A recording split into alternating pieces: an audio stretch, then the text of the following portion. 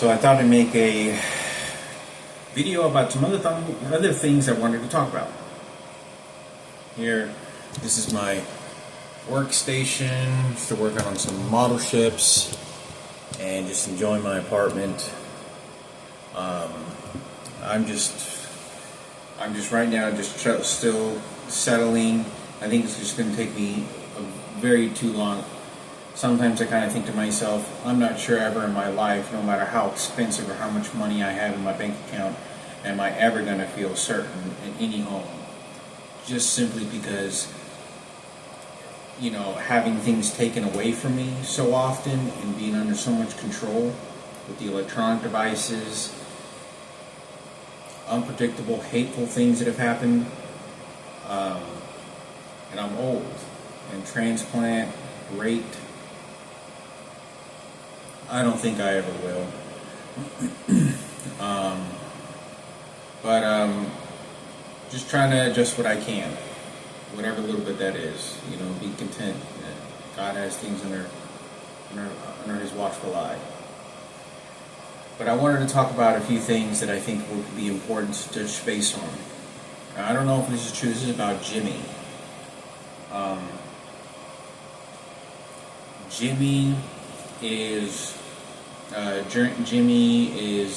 Jeremy Keen's brother, and I've talked about this over Crisis Line hundreds of thousands of times. I've talked about this either in a video before, because I'm pretty sure these videos get monitored and whoever gets released this information. And I say this because it's the only thing I want to talk about this, on this particular subject. I said, well, I saw Jimmy on my way here when I was going to the airport. I was going to the airport. I saw him while I was on the train, said hello to him. It was great, seeing he's still alive, and he's been out in the streets, and he was in prison for a while. And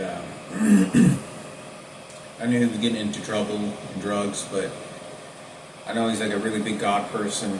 The King family is very sort of pretty orthodox kind of like God family. They believe in God. God is very deeply in that family. All the brothers. I mean, it's something that they all do. It isn't just a Passover.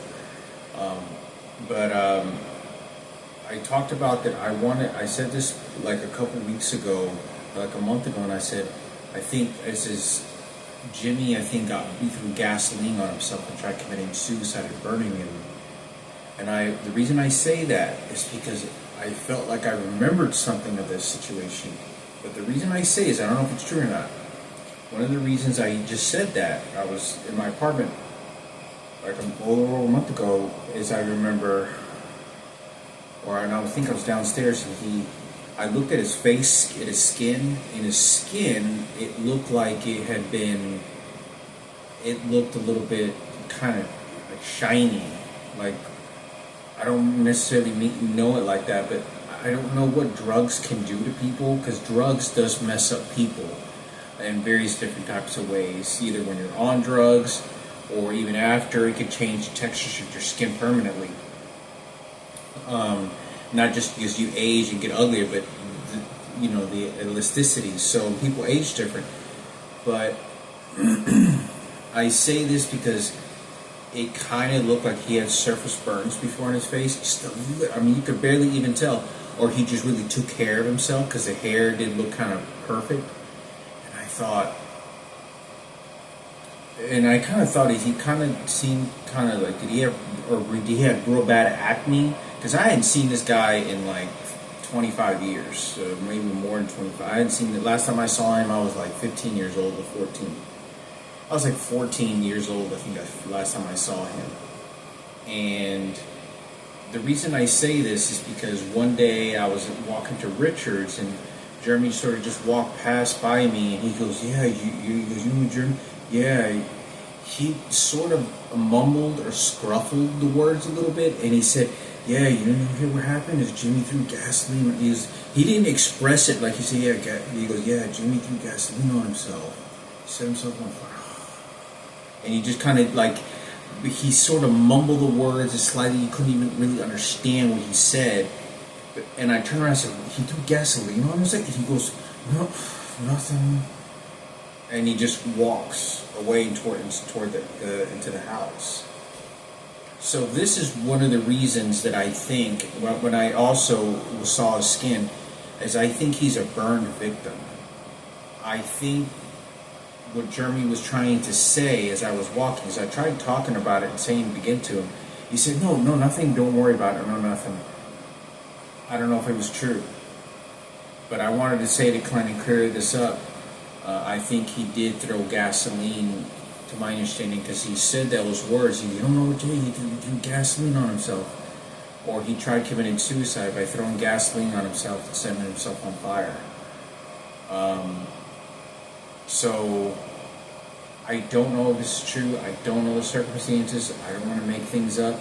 But that's one of the reasons I say it, because his skin was kind of a little bit tiny, like kind of like it could have been surface skin, shiny, but some people have different texture skins. The drugs do that sometimes, or get your face really oily so that it shines. It happens to me sometimes. When I used to do drugs, my face would get oily sometimes and kind of glistery, and it happens, a lot. And you also age differently. Some people, put stuff on their face, and it just, people age differently. But I thought it was important for me to say, because he sort of scuffled the words as he was walking. He never wanted to repeat it. He goes, no, nothing, don't worry about it, nothing. No, nothing happened. And he didn't want to talk about it. He didn't want to say anything, but it was from a distance that I was walking like toward Richard. And I was go, hey, Jeremy. He goes, you know what happened? No. And he was walking, and he walks into his house, like walking toward like 15 feet toward the double doors, and I was right sort of like right between where the sidewalk is of Jeremy and Richard's house. When I was standing, and I want to say I was walking toward Richard's, because we was walking toward Richard's and Jeremy's all the time. But I could have been walking toward Jeremy, and that's how I heard him. But I want to say I turned around for a second because I saw Jeremy. I was like, oh, hey, Jeremy. And he goes, oh, no, I can't do, dude, you don't know what happened?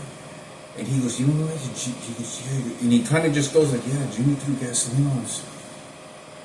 And he sort of, and I said, what gasoline? And I said, what gasoline? He goes, nothing. He goes, no, nothing, don't worry about it. And it was no words, no nothing. So I wanted to clear that up. I don't know if this was the case or not. Another thing I wanted to talk about was I'm very confused.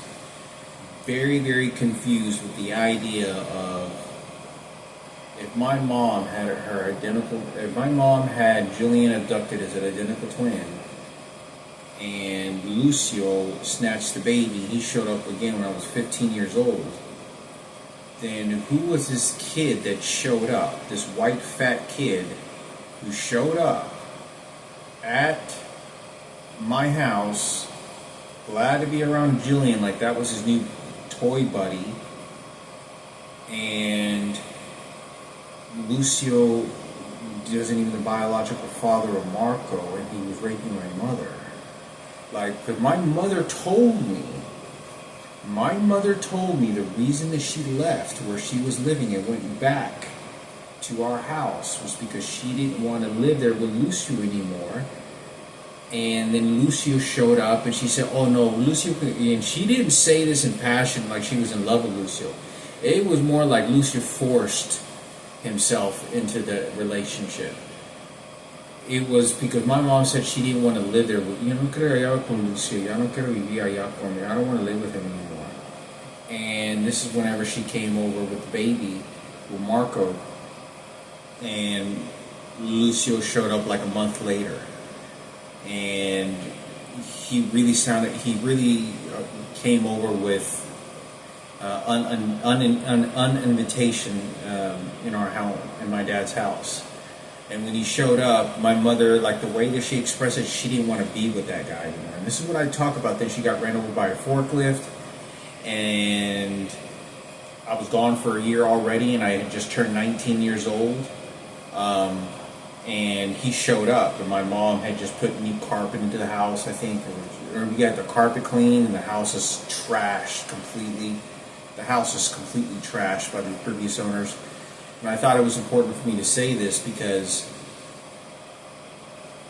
you know, he was very unwelcome when my mother expressed that she didn't want to be with him anymore. But he just showed up, and you could just tell that he forced himself into the home, into my mother's life. There's no reason why you break up, you leave a person like that, a guy, into that house, and then you show up. You can't live in his house. That means you don't want to be with that person. So she said she wanted to come back. Cause that's what she told me, and she said it with like, I don't want to be with him. So I think it's important for me to say this because, you know, I don't know if anybody knows there was cameras that said that. And Jillian, she said that in front of my mother several times. And she said, yeah, you know, I don't want to live over there anymore. So I say this because I was 18. I was 18 years old when my mother's son. I was 18 years old when my mother's boyfriend Lucio's son died by getting crushed by an 18-wheeler, and I thought, who is this kid? Because let me tell you this kid did not look like anything like Lucio. He did not look like anything like Lucio. He did not look like anything like him. This kid was white. He had light brown eyes and brown hair, sort of, kind of like, you could tell he had brown hair when he was a kid. And he was light complected, very, very light complected, white, fat kid, kind of marshmallowy. And I thought, my mother initially told me, she said that Lucio's first wife committed suicide by shooting herself in the head.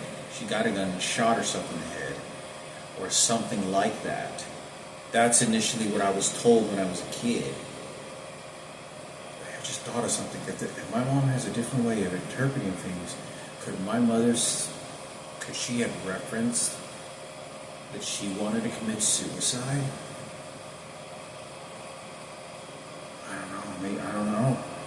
I mean, if she said she had 3 kidneys, she had 3 babies, really. She had twins, and she didn't want to give me an explanation, or she had a baby abducted. Who's to say that she maybe wasn't referencing that she wanted to commit suicide? I don't know.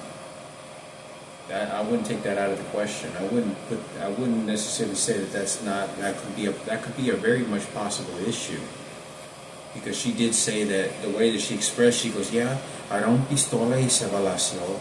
And she was like, yeah, she just killed herself. She goes, I don't know, bitch, or whatever. So I say this because I understand how my mother comes on to other women, in the sense of how she looks at them, and from how I was around her so much, and I understand a little bit how she approaches men for selection. I think it's important because I don't know the exact story, and maybe they can touch base to whatever it is, and who this kid was. I mean, to my understanding, my mom told me that when he showed up to the funeral at his son's burial, said that he didn't say one single word. He was just real quiet. She said that Lucio was just real quiet, and she said that he just didn't say anything. He showed no emotion, like dead with emotion. His emotions were bottled in, or something like that. And this is what my mother told me. And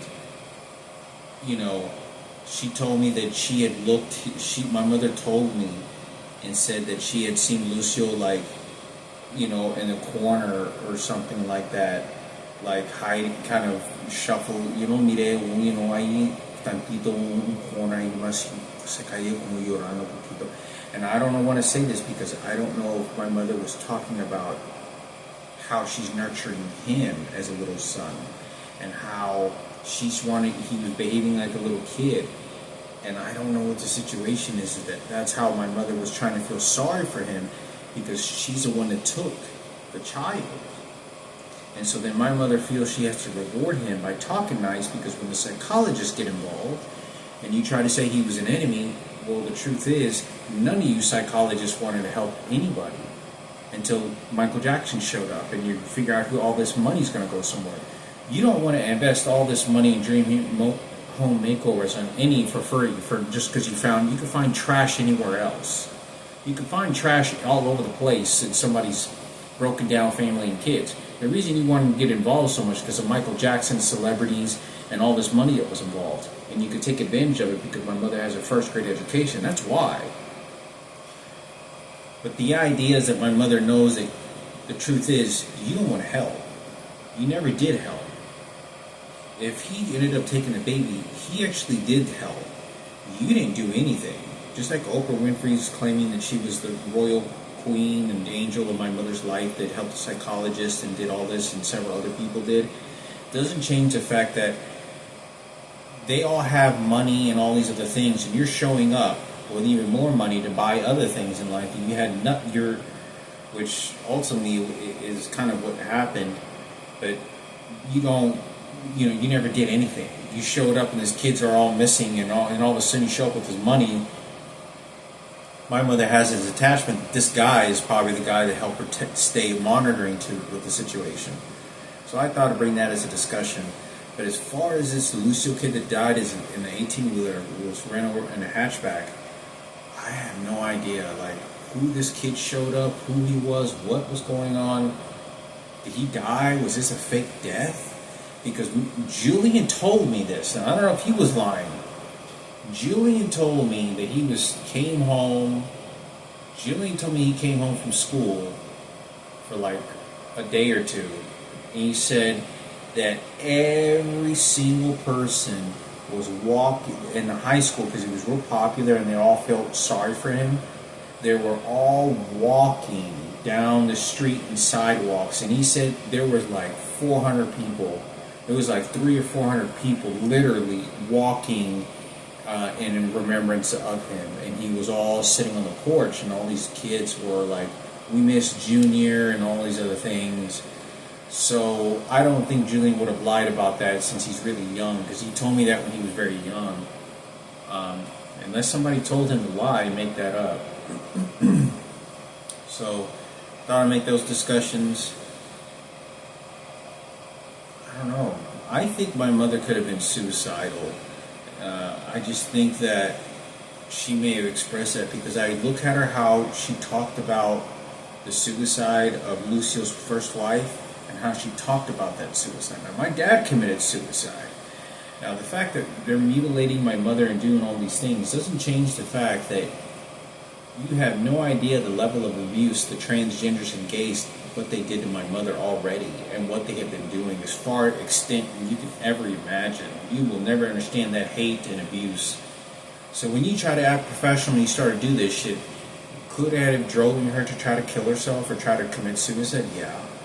I think there's an element. I've always believed my mother never had those elements, but if I think you pushed my mother over the board, yeah, I think there could have been something that you would have done something like that to my mother, because you didn't understand the stories of hatred between what Sarah Cooper and Ken Cooper did to my mother, and how destructive they were, hateful, emotional, directly at the deepest cores of her children and her dead child, and how they were with my dad, and she was calling her a bitch, and how Ken Cooper was toward my mother. Nobody knew about that. So when they made them as heroes, my mother embeds that. I think it's a possibility my mother would have, it would have destroyed me if I would have found out she had committed suicide, and that's what happened to her accident in the leg. But I think so. I think because you don't understand the level of abuse with Diana and Miguel and several other people when she was going to work. You can't pick that up. Your camera can't pick that up. Your camera and your voice recorders isn't going to pick up barely 50% of that. Because when people go to grocery stores and they know who you are, and that's Michael Jackson, oh, you want to be the bitch, we told you who the bitch is, we're going to shave your head. It isn't going to change anything. You take all that abuse the way that I did, and she's a woman. sold your body for sex. You've been raped. You're fucking a 70-year-old man. You're being raped when your legs being ran over. All these fucked up things are going on. Isn't going to change.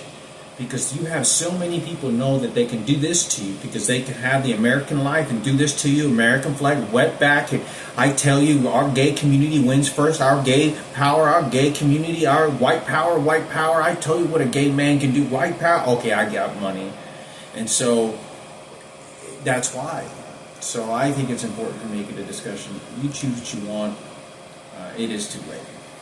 That's why it's just too late. You know where the cage is, you know where the keys are, to lock your animals in there, throw the dead corpses in the ditches, and you did that to me. You could have made my life more pleasant. You took away from my father. You scummed his life to the garbage can, and it doesn't change anything. My mother doesn't understand relationships with men. What makes you think she's going to understand it with me? Oh, okay. Because it's steak dinner time. So, but anyway, I don't want to argue or go into any of this. It's just too late. The time of fixing that is over. The acceptance to how things happen is now the card that was intentionally saved for when it happens. It'll be played then, and that's what's going on, and that's what did. There's just certain things that people are better at. They know how to execute and kill. They know how to shoot the enemy and put it down, and do it in teams. And it's a team belief. They don't have to be together when they see it. It's a team spiritual belief of homosexuality, of transgender. Oh, well, let me fix this because it doesn't change. That's my mother, that's my life. And they're bitter about something else, and they scum me out. And they did that to my mother and don't understand the purities of what my mother wanted. And she's a poor village lady. That's what my mother is. But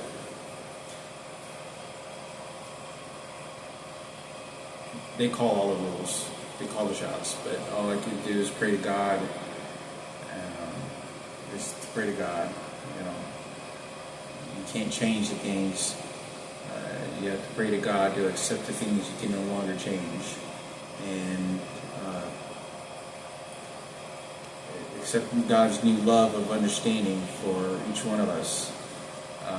However selfish and greedy other people were, and they got away with it, there's nothing that we can do about that. And some of us experience it as awful as me. Others did it worse, but the scum and level of what had happened to me,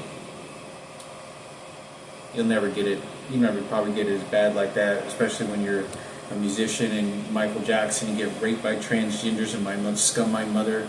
My mother's straight, but she's being sold for sex in every scumming way. So then they did this to me because my mother wants to see it, at least in my eyes, of what she gave me. No, I'm going to scum your ass, and then it's too late. That's the best I can say. Hope the best. Hope the best for the circumstances, and yeah.